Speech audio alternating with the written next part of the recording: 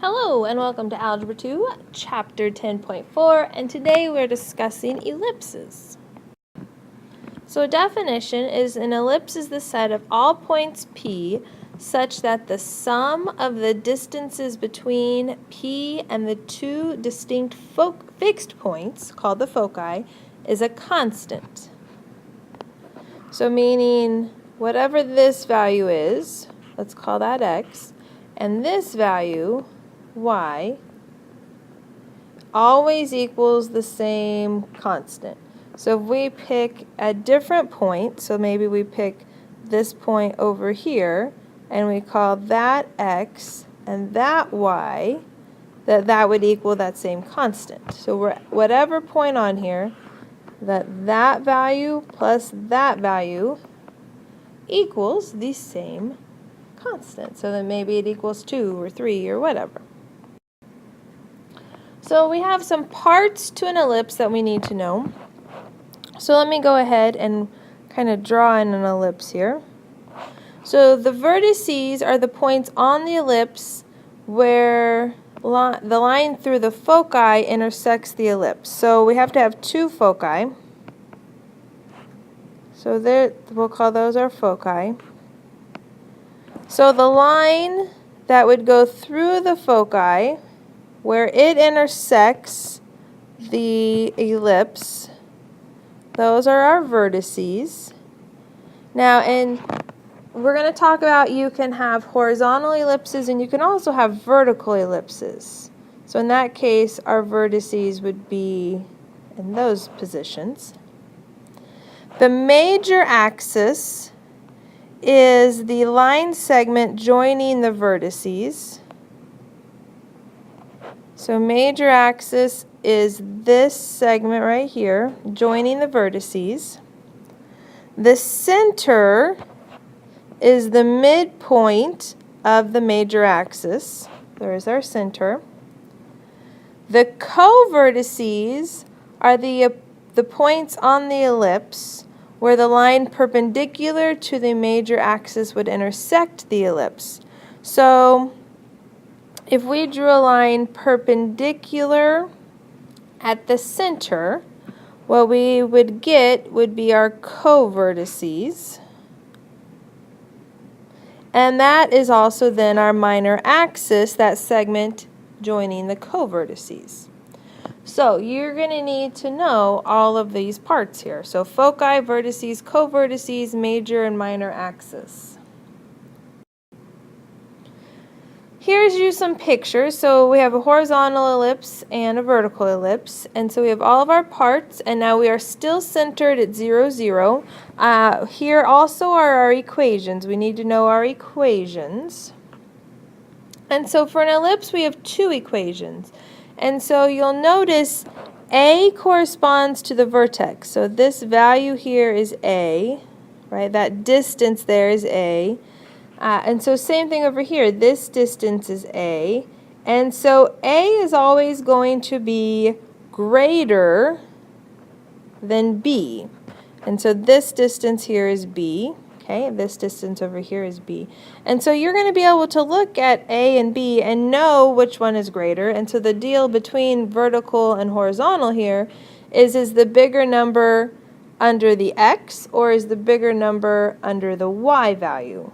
And then that will tell you if it is a horizontal or vertical ellipse. So we have A and B, though, is the distance from the center either out to a vertex or out to a co-vertex.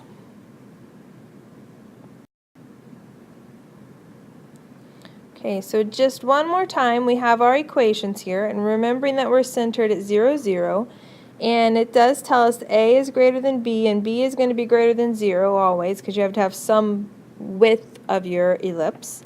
And it also tells us another very important equation, and it is how to find the foci, which are at C, and that C squared equals A squared minus B squared.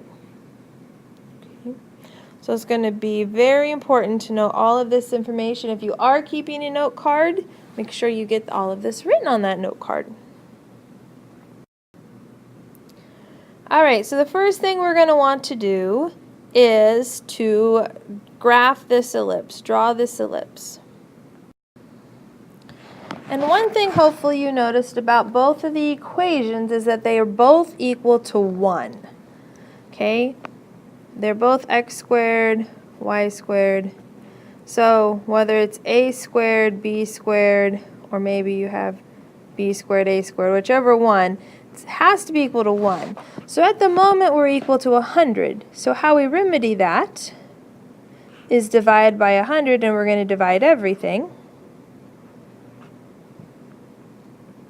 And we want to reduce these fractions. So 4 over 100 would be 1 over 25. So we're looking at x squared over 25 plus, so then 25 over 100 would be y squared over 4 equals 1.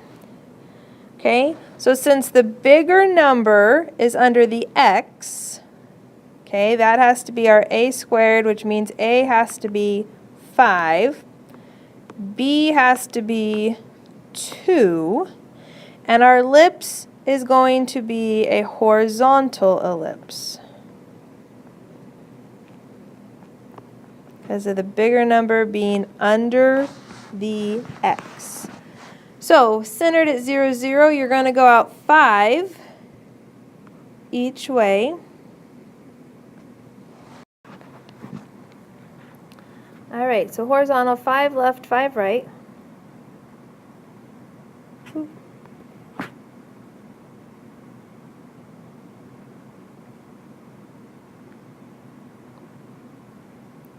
Okay, so there is my major axis, and 2 up, 2 down.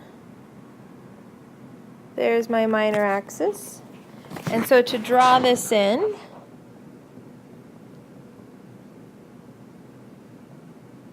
there we go. And then it does ask us to locate the foci, which are going to be at C. And so using c squared equals a squared minus b squared. A squared is 25, because it tells me right there that a squared is 25. B squared is 4. So c squared is 21, square root of 21. We're just going to leave that as the square root of 21.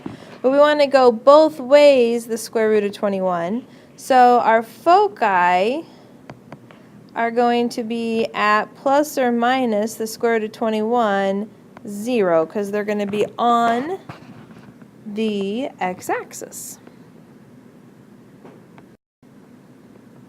So the next thing we want to do is write the equation of ellipse with the given characteristics still centered at 0, 0. And so your first question really is it horizontal or vertical, because do I put the a squared under the x squared or the a squared under the y squared? So if my vertex is at 0, 5, that is on the y-axis. Like if you think about that, 0, 5 is up here. So that's going to tell me that I'm going to have a vertical ellipse, which means that a squared is under the y squared. Okay?